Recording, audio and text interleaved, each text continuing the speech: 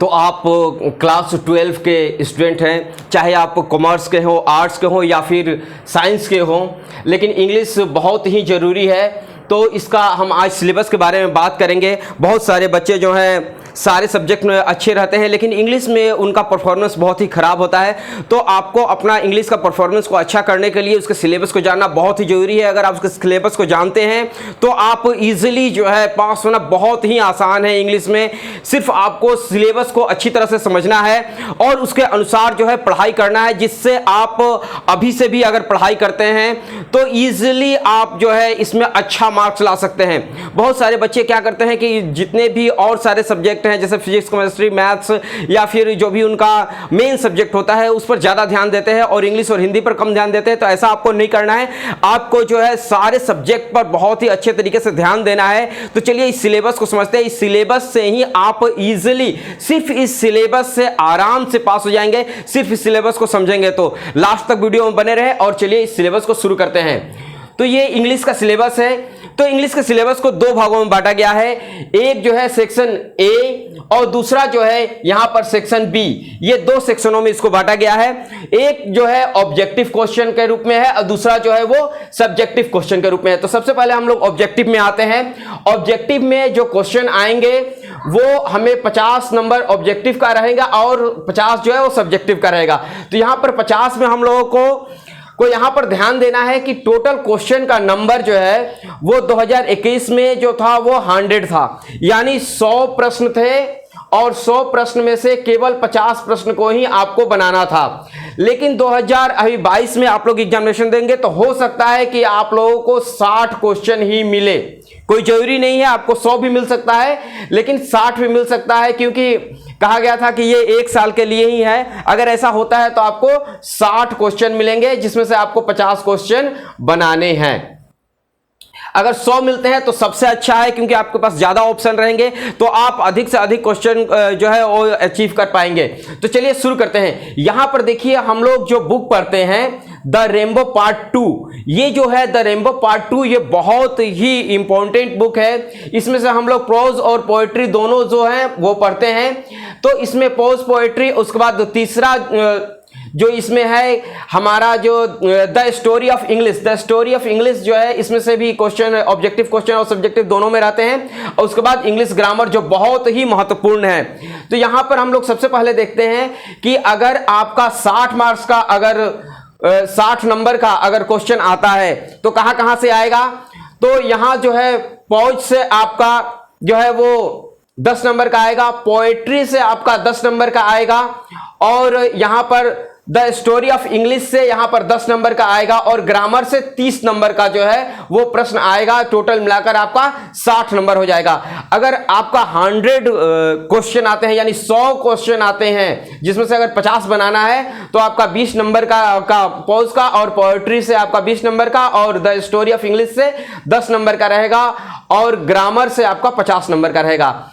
तो ज्यादातर चांस आप मान के चलिए कोई भी आए आपको जो है 50 जो है हल करना ही है। और ऑब्जेक्टिव क्वेश्चन में ये कोशिश करना है कि आपका 100% अचीव हो, यानी आप जो भी क्वेश्चन बनाएं 50 में आपको 50 नंबर एकदम आना चाहिए। अगर 50 बना रहे हैं 50 में 50 आपका नंबर जो है वो आना चाहिए, ये आपको ध्यान देना है।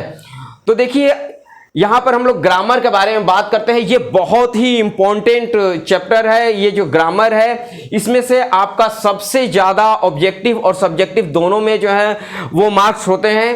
तो यहां पर आप जो है ये सारे दिए हुए इनको जरूर देख लें और इन सारे को आप कंप्लीट कर लें। जैसे करेक्ट सेंटेंस से क्वेश्चन रहता है, प्रपोजिशन से क्वेश्चन रहता है, उसके बाद करेक्ट टेंस से रहता है, साइनोनिम्स जो है, एंटोनिम्स से क्वेश्चन रहता है, आपका वॉइस से क्वेश्चन रहता है, फ्रेज से क्वेश्चन रहता है और एक्सुलरी वर्ब, ये बहुत ही इंपॉर्टेंट है। एक्सुलरी वर्ब से आपका बहुत ज्यादा क्वेश्चन मिलेगा। देखिए यहां पर एक्सुलरी वर्ब से आपका ऑब्जेक्टिव क्वेश्चन बहुत ज्यादा मिलने वाला है और यहां पर करेक्ट टेंस से भी बहुत ज्यादा जो है क्वेश्चन मिलने वाले हैं और यहां पर करेक्ट सेंटेंस और करेक्ट टेंस ये दोनों से बहुत ज्यादा क्वेश्चन मिलने वाले हैं और एक्सुलरी वर्ब इन तीनों से बहुत ज्यादा आपका क्वेश्चन जो है वो ऑब्जेक्टिव क्वेश्चन में रहेंगे।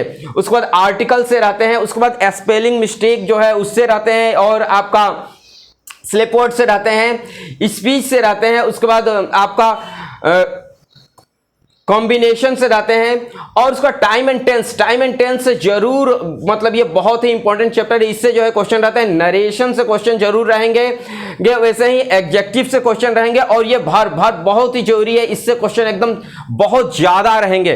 तो आपको इन सारे, और ग्रामर में मैंने उन सारे चीजों को शामिल किया है जो आपके एग्जामिनेशन में आ सकते हैं, यानी 2021 में भी आए हैं और 20 में भी आए हैं। तो उन सारे चीजों को एक साथ आप लोगों को दिया गया है ताकि आप अधिक से अधिक मार्क्स ला सके। तो आपको ग्रामर को बहुत ही अच्छे तरीके से तैयारी करना है ताकि आपका ऑब्जेक्टिव क्वेश्चन में आप 100% स्कोर कर सके। 100% स्कोर करने के लिए ग्रामर बहुत ही इंपॉर्टेंट है। और उसके बाद अगर हम लोग प्रोज और पोएट्री के बारे में बात करें तो इसमें आपको सबसे पहले एक चीज ध्यान देना है कि अगर इसमें आप ज्यादा मार्क्स लाना चाहते हैं, प्रोज और पोएट्री दोनों में अगर ज्यादा मार्क्स लाना चाहते हैं, तो एक चीज याद रखिए, इसमें आपका चैप्टर का नाम, जैसे 10-10 चैप्टर अगर दोनों में है तो दोनों के चैप्टर का नाम और उनके राइटर जो ऑथर है उन राइटर का नाम आपको जरूर याद करना है। अगर ये याद कर लेते हैं तो आपका 10 नंबर जो है यहीं पर मिल जाता है। इस सिलेबस से ही आपका 10 नंबर का काम जो है यहां पर हो जाता है। और ये जब ग्रामर आप क्लियर करते हैं तो 30 नंबर का ये एकदम क्लियर हो जाता है, यानी 40 नंबर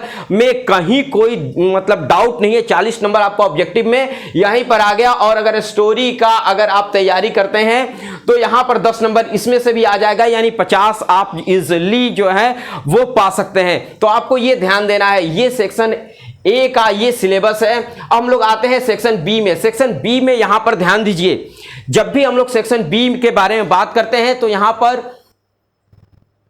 सब्जेक्टिव क्वेश्चन के बारे में हम लोग बात कर रहे हैं। तो देखिए सेक्शन बी में जो भी है ये सब्जेक्टिव क्वेश्चन है।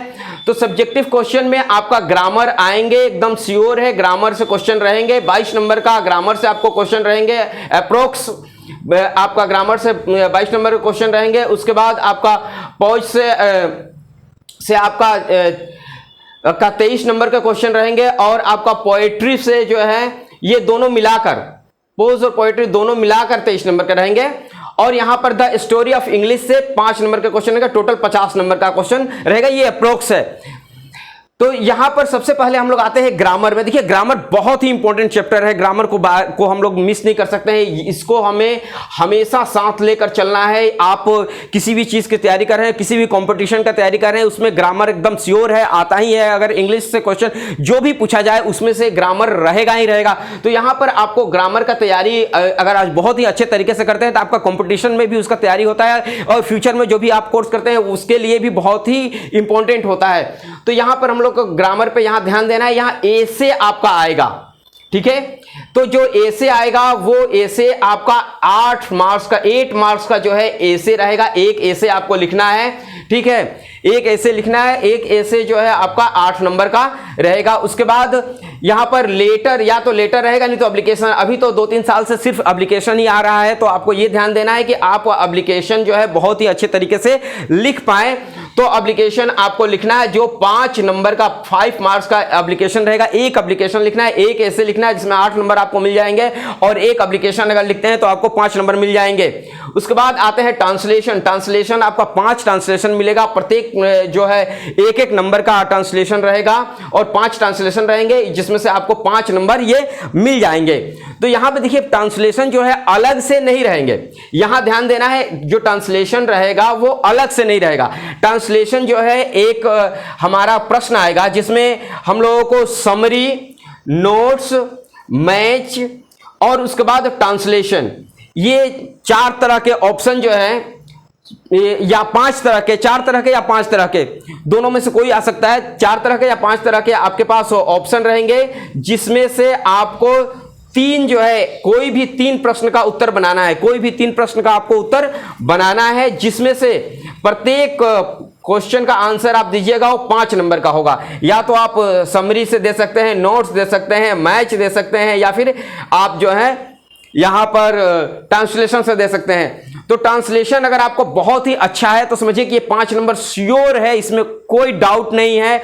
अगर आप मैच बहुत अच्छा करते हैं, यानी मैच कहने का मतलब है कि आप पोज पोएट्री के दोनों का राइटर का नाम जो है बहुत ही अच्छे तरीके से याद कर लिए हैं, तो इसमें मैच में भी आप इजीली जो है 5 नंबर उठा सकते हैं, इसमें कोई दिक्कत नहीं होता है। अगर समरी आपका कंप्लीट है, आपको समरी लिखने आता है, बहुत ही अच्छे तरीके से लिखते हैं, तो इसमें भी आपका नंबर मिल सकता है। अगर नोट्स आप लिखते हैं या फिर स्टोरी ऑफ इंग्लिश का ही नोट्स रहता है, तो उस नोट्स को अगर आप पढ़े हुए हैं तो इजीली इसको आप लिख पाएंगे। तो यहां पर हम जो है 15 नंबर एकदम आसानी से यहां उठा लेते हैं। और यहां पर हम लोग आते हैं ग्रामर के सेक्शन में, ये चौथे नंबर पर। तो यहां पर हम लोगों को पेसेज मिलता है, 2 पेसेज दिया जाता है और कर 2 पेसेज रहता है, दोनों में से कोई भी आप पेसेज बना सकते हैं। और इसमें से 4 नंबर का जो है वो पेसेज रहेगा, जिसमें से 4 प्रश्न आप लोगों को दिया जाएगा। 4 प्रश्न, प्रत्येक प्रश्न 1-1 नंबर का रहेगा, 4 प्रश्न रहेंगे और 4 प्रश्नों को आपको हल करना है। तो आपको ये चीज ध्यान देना है यहां पर कि आपको जो भी पेसेज मिले हैं वो दोनों पेसेज में से आपको पढ़ना है कि कौन से पेसेज आपको आप जो है इजीली पढ़ सकते हैं।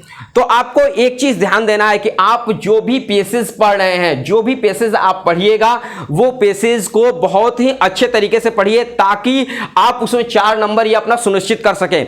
इधर आते हैं हम लोग, यहां पर ध्यान दीजिए कि अगर ये हमारा ग्रामर का सेक्शन था। अब आते हैं हम लोग अपने टेक्स्ट बुक में। टेक्स्ट बुक में यहां पर ध्यान दीजिए, जो भी पोज और पोएट्री है, तो देखिए यहां पर एक्सप्लेन करने के लिए आपको आएगा पोज और पोएट्री दोनों से, पोज से आएगा और पोएट्री से आएगा। ये 4-4 नंबर का रहता है और प्रत्येक क्वेश्चन जो है इसमें से 4 नंबर का रहते हैं। इसमें से कोई एक आपको बनाना है, मतलब क्वेश्चन नंबर जो रहेंगे वो 4 रहेंगे और 4 में से आपको सिर्फ एक का जो है एक्सप्लेन करना है।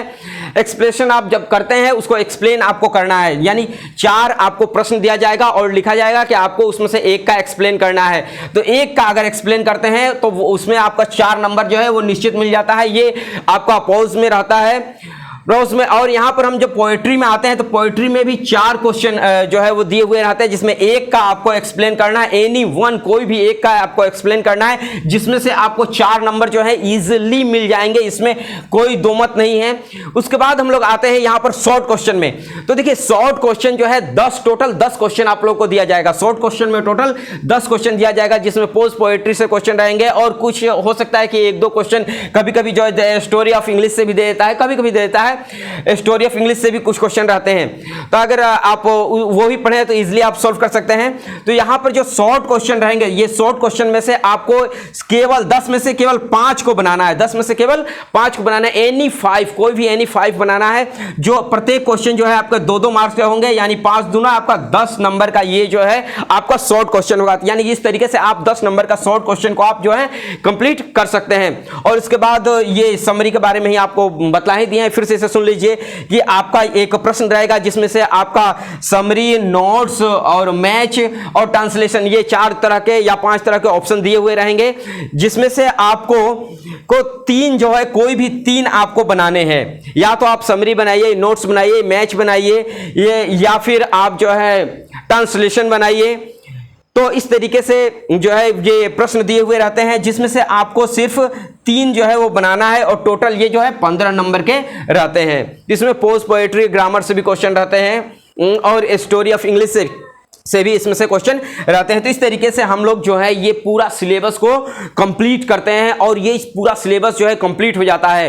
तो एक चीज हमें ध्यान देना है कि ये पूरा सिलेबस जो है इसी तरीके से आप कंप्लीट कर सकते हैं। और अगर आप क्लास 12 के स्टूडेंट हैं और आप आर्ट, साइंस या कॉमर्स पढ़ना चाहते हैं, तो आप मेरे इस चैनल पर बहुत ही इजी तरीके से पढ़ सकते हैं, जिसमें बहुत ही टिप्स ट्रिक्स बतलाए जाएंगे और आपको क्वेश्चन दिया जाएगा और पीडीएफ दिया जाएगा। ये सारी चीजें जो है आपको मेरे टेलीग्राम पर जो है वो मिल जाएगा। टेलीग्राम में आप जाकर भूपेश एकेडमी सर्च कीजिएगा और भूपेश एकेडमी सर्च कर वहां पर ज्वाइन का बटन है, आप वहां से ज्वाइन कर ले। तो यहां पर आपको फ्री में पीडीएफ मिल जाएगा, उसके बाद फ्री में आपको नोट्स मिल जाएगा, उसके बाद आपको बहुत सारी टिप्स एंड ट्रिक्स जो है वो फ्री में मिल जाएंगे, जिसका आप पूरा लाभ जो है वो ले सकते हैं। और इस चैनल पर जो है आप बने रहें और इस चैनल को जल्द से जल्द जो है वो सब्सक्राइब कर लें, ताकि आप जो है फ्यूचर में बहुत ही अच्छा कर सकें। देखिए, अगर आपको इंग्लिश अगर हार्ड लगती है, अगर आपको लगता है कि इंग्लिश बहुत ही हार्ड सब्जेक्ट है, तो ऐसा कुछ नहीं है, बहुत ही ईजी है। इसका सिलेबस भी बहुत ईजी बनाया गया है ताकि आप आसानी से पास हो सकें।